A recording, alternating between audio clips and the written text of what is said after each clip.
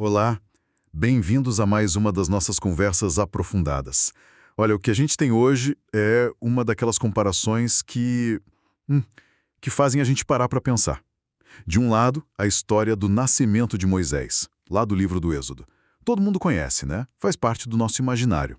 Do outro, uma narrativa muito, mas muito mais antiga. A lenda de um rei chamado Sargão de Ácade, um dos primeiros grandes imperadores da história. E a fonte que a gente analisou para esta conversa mergulha a fundo nisso e, bem, mostra que as duas histórias de origem são praticamente a mesma. Nossa missão aqui é tentar desvendar como um conto da Mesopotâmia, de mais de 4.000 anos, pode ter se tornado a base para uma figura tão central como Moisés. E é fascinante porque essa análise nos força a olhar para esses textos antigos de uma forma diferente. Não só como um registro histórico literal, sabe? Mas como peças de literatura, assim, incrivelmente sofisticadas, construídas com um propósito. A tese da fonte é ousada. Ela diz que a lenda de Sargão, escrita em cuneiforme lá por 2250 antes da Era Comum, não foi só uma história parecida. Ela provavelmente serviu como um modelo, um arquétipo direto para a narrativa de Moisés, que só começou a ser compilada, como a gente conhece, lá pelo século VII antes da Era Comum. É uma diferença de mais de 1.500 anos. Mais de 1.500 anos. É uma distância de tempo absurda. Então, para entender a força desse argumento, a gente vai ter que fazer o que a fonte faz: colocar as duas histórias lado a lado. Quase como se a gente estivesse comparando duas cenas em um filme. E a fonte divide isso em 4 atos idênticos. É aqui que a coisa fica realmente interessante. O primeiro ato é o nascimento secreto. Na lenda de Sargão, que é narrado em primeira pessoa, ele mesmo conta assim: "Minha mãe foi uma suma sacerdotisa. Meu pai eu não conheci." Ele continua: "Minha mãe me concebeu, em segredo ela me deu à luz." E diz que a cidade dele era Azupiranu, às margens do Eufrates. Já no Êxodo, a gente lê que um homem e uma mulher da tribo de Levi tiveram um filho. Vendo que o menino era bonito, ela o escondeu por 3 meses. Ok, um nascimento secreto. Por si só, isso poderia ser um tema comum, né? Muitas lendas de heróis começam com uma origem meio obscura, perigosa. É um arquétipo clássico. Mas o que me chama a atenção é o que vem depois. Porque aí os detalhes começam a se alinhar de um jeito que desafia a coincidência. Exato. O arquétipo existe, mas é a sequência e a especificidade que impressionam. E isso nos leva ao segundo ato, o cesto no rio. Sargão continua a história dele. Ela me colocou num cesto de junco, com betume, selou-me a tampa. Ela me lançou no rio. Agora, houve só a descrição no Êxodo sobre a mãe de Moisés. Como não podia mais escondê-lo, pegou um cesto de junco e o vedou com piche e betume, colocou o menino dentro e deixou o cesto entre os juncos à margem do Nilo. Espera um pouco, isso é impressionante. Não é só uma criança foi abandonada num rio. É o mesmo material, o junco, e a mesma técnica de vedação, o betume. É como copiar a receita de um bolo, sabe? Ingrediente por ingrediente, não só a ideia de fazer o bolo. Isso sugere um conhecimento muito direto da história original, não acha? Precisamente. A palavra para cesto em hebraico, tevá, é a mesma usada para a Arca de Noé. É uma palavra rara que significa um recipiente de salvação que flutua. E a combinação com o betume, que era um material de impermeabilização típico da Mesopotâmia, o berço da história de Sargão, só fortalece essa conexão. Não é um detalhe trivial. Entendi. Então temos duas crianças em 2 rios diferentes, em épocas diferentes, mas na mesma situação. A deriva num cesto de junco selado com betume. É uma imagem de vulnerabilidade total. E o que acontece a seguir é crucial, porque em ambas as histórias, eles não morrem. Alguém os encontra. E chegamos ao terceiro ato, o resgate e a criação. Sargão narra: "O rio me calegou e me trouxe a Aki, o tirador de água. Aki me ergueu quando mergulhou seu balde." Aí ele diz: "Aki me adotou como seu filho e me criou. Aki me designou como seu jardineiro." No caso de Moisés, quem o encontra é a filha do faraó, que desceu para se banhar no Nilo. A irmã de Moisés, que estava observando de longe, se aproxima e, de forma muito astuta, se oferece para encontrar uma ama de leite hebreia, que acaba sendo a própria mãe dele. E assim ele é criado na corte egípcia.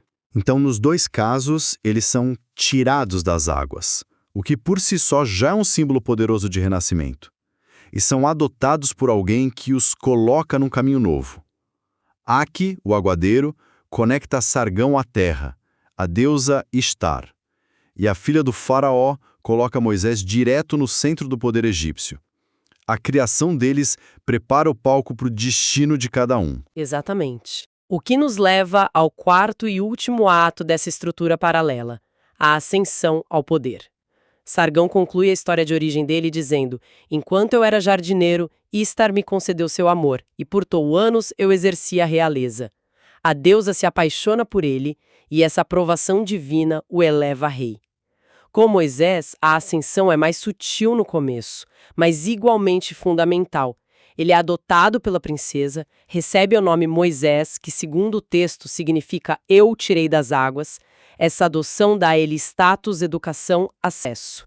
Posiciona ele dentro da estrutura de poder que ele um dia vai desafiar. A estrutura ela é inegável. 4 atos, quase cena por cena, com detalhes específicos demais para serem ignorados. Então, a grande questão que a fonte levanta é: como uma história da Mesopotâmia, do 3º milênio antes da Era Comum, não só viaja no tempo, mas reaparece de forma tão viva num texto hebraico do 1º milênio? O fascinante aqui é que a lenda de Sargão não era um conto obscuro, sabe? Era um best-seller da antiguidade. O Império Acadiano, que ele fundou, foi um dos primeiros grandes impérios, e a lenda dele se tornou um modelo para a realeza em toda a Mesopotâmia por séculos. A história foi copiada e recopiada. Foram encontradas cópias em lugares distantes como Ebla, na Síria, onde acharão um arquivo com mais de 17.000 tábuas de argila. Essa história estava, assim, no ar cultural da região. E a fonte que a gente analisou menciona uma descoberta crucial que amarra as duas pontas do tempo, certo? Sim, e esse é o ponto-chave. A versão mais recente e completa que a gente tem da lenda de Sargão foi encontrada na biblioteca do rei assírio Assurbanipal, em Nínive. E quando essa biblioteca foi criada? No século VII antes da Era Comum. Exatamente a mesma época em que os estudiosos acreditam que os textos do livro do Êxodo estavam sendo compilados em sua forma final, lá no Reino de Judá. Então, peraí, você está me dizendo que os escribas do rei Josias, em Judá, quando estavam compilando o que viria a ser a Bíblia hebraica, eles não estavam só registrando uma tradição oral antiga. Eles estavam agindo quase como roteiristas, pegando um plot de sucesso da superpotência cultural da época, a Mesopotâmia, para criar um super-herói para o seu próprio povo. É exatamente essa a implicação. É como se os roteiristas de uma série hoje encontrassem o roteiro de um filme clássico e o adaptassem para a sua própria história. A coincidência de tempo e de tema é forte demais para ser ignorada. Os escribas de Judá viviam num mundo onde as histórias da Mesopotâmia eram o padrão de ouro para narrativas de poder e divindade. Usar essa estrutura para Moisés daria a ele uma legitimidade instantânea, uma grandeza que rivalizava com a dos heróis dos impérios vizinhos. E a nossa fonte não para nessa comparação literária. Ela usa essa descoberta como uma alavanca para questionar toda a cronologia tradicional da história do Êxodo, que geralmente é datada lá pelo século XV antes da Era Comum. Exato. A análise aponta para uma série de problemas com essa datação mais antiga. Primeiro, os anacronismos linguísticos. A forma do hebraico usada no texto do Êxodo, o vocabulário, as expressões, são de um período muito posterior ao século XV. Seria como achar um documento supostamente escrito por Camões, mas que usa a palavra computador.